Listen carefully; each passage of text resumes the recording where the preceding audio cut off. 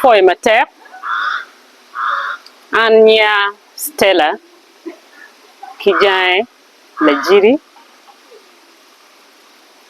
ati Acholi kakana ti alero kunyono ana bedo ati Acholi muti ko kwanne mi bedo la pirida karma ti ko kwan acha ko ticha wa kitgum ati sub counties Rio ya mida kiomi anyima kikuno no ticha bedo kimege kiluteno machalo legal officer male moro waje kumeno so machala pirida ano perki matiga di Acholi duong especially mamaro lokumege kiluteno ikenyi begi ken ko ati wila mo sub counties Rio ati palabek kipadibe wele magali ba Rio ka para biro ya para boro enu dong atu kichera jumani ki group makilwone Lutheran World Federation kikuno bena no ni Acholi bena magiti magi ki apa kitero gi ajumani itwegi vote abela lwen matek mineno ne kigonyo no tina Acholi magi magi kuno Lima Paul tie ma anabela timne machala Acholi bini ya gulukan enwoya moro no ni Acholi tika lanye so peke maduong tie malo tina Acholi mege kilutino tika cheriye magi woriye ma chele ne nywal chon advocacy na weng loka weng da duaro cheni kom lwenyi kom nywal chon lokum domestic violence obere lo radio obere choy lo ngea obere timji mapola ta manyuru ne miero walwenyi kom kwai peke ene ma tia mako kom mon kilotino ya Acholi sub-region weng kene no tino matino tia maroko gi me megi bedo onte ni ke chere sende no pole gina ya gitia maroko magi me mago wero gwa lotino tino anyira matino tika chere gaegi utela bele ba mi LC1 ngan mo mati ilo rom gi pe ni we ko mere gi dog gatala me tela gine kawa neno wori ko rodwang eno kumbe chani ngaro ilo kero gi pe mane ni mege ene jo mano wero lok man makilwone le mo lwone domestic violence bero pe so ki gina le mo wene experience nyo ngej ma ana bero kere ki tiji ko mege kilo teno la wi wori Acholi ma kilwo nyeni Rod David onen achana Mario uno ni ngej mati kere ni romo konyo ko ke kwara Acholi mi ilo wivulu ilo lutino wi nyera ilo lutino matino ilo kaka mi kelo don logo iting wana Acholi so makilwa kimina bere gatala man me bedo Prime Minister ilokum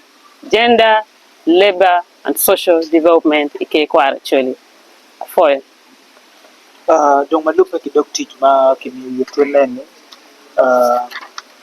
itichi mukwa no ki kuma mai ki kamera na ene do ukori metti ma kimi ni kaya neno lok man maladit la wirwuru loko okero mapi eterla weng ene titkingom mi don lo Acholi an machala lo ni bena tie member minwaya district land board pitigi moye ken mawati ya Acholi mapat kingom so gin madong pira terla weng ene titkingom mi kelo don logo yen ka wati titkingom lok mane wach kom bu beru pere lok mane nywal chon bu beru pere lok mane kir gere kin mon kicho bu beru pere yeno digu chon acho a cher iporo daga bene a cher iporo por magi cher pigi cher kaneno gi cher katich gi cher go fura at the end of the day non gu dugu chen gu char ful gu char nyugi gu tero tino gi gankwan ati anya ka gi churi gankwan bobo yach bobo dongang bu beru ngan mo kwano dugu chen ma chala dakta dugu chen ma chala piri da chalo an ka konya Acholi lugorigi dugu chen ma chala police dugu chen ma chala engineer dugu chen ma chala fony dugu chen ma chalo du cho lo ka nge wan chalo won ne man won mote ma ko chela ku be chan pati ne wala ti anya ka mo te lo ka ne ti anya wen ku ma lo ku be chan po le wen ko kwan kos man ma ke lo ni journalism ti dong do ket ma anti kere ne abi ti yu kere ma tek ne do ti anya mi ro kwan an kwan enni bino piano lonyo a kingom kidong mo kene ma be timu enemy lokki bulu lokki lutia nyera continuously pigi logo kichel lutia be yin pe fonyi kichel mir bet ka fonyo ki kare so ka ini neno dwe mone wana gore oi wa bakero bulu ping wakero tia nyera ping chi wa logo kedgi amira wachi ni te kwar eni obero melek chik wajini a constitutional right kawa neno ipentir mi Uganda madit article pia dek we biro miyo ki wan tuero mi beri ite kwar tuero mi enjoying mi beri ki yom chunyi ye tuero mi ye ni wati Acholi tuero mi timu tij manyur ni wati Acholi tuero mi maintaining ni wero ni Acholi te kwar Acholi ti mabe ki tuero mi promoting chwal woko gin ma Acholi ti mabe so gin ma wati ti ne eni tie mi lo ker pa Acholi yana wiye ma wana betimo achel tikingom mi kelo lonya mario ene engaging avulu lutia nyera kilu diru kara weng ni nero ni te kwara Acholi wadwa ko chen Ang'eyo ni ki Lokman madokar kama lengi dok tij ma ini noni no dano ma pod twali Acholi dong guwinyo yo ang'o ma ini biti yo kwere meneno ni ichogo duan mon ki lutien anyira na no biti ki kuoi kweki pat piana Acholi ke neno ye lach tutwal ka ni nero ke kwara Acholi po chung kene watiyu ki stakeholders du lima pat matie mamiro wana ti ketgi watigi lu fonye dini watigi lu tela maki yera watigi lu fonye me gankwan watiki mege maki yerge level mi council watiki rudi me rudu koro tie watiki jomo kwano gidwa ta ka ene wana gore ka chiel watiki business people ka gore ka chiel chi waro nywa ko tami ne kid mi yelo ke ropa mege kilo teno ya Acholi sub region ene piti gin mani wana pitiu keno machalo ke kwara Acholi but it's a collective effort it is a stakeholders mission and program it kidano weng na foi mater foi mater ke neno ko ke we ni pingo dan mar ko neno yang P5 P4 mo kwang jon ke ne ma mar ko kwa relaxing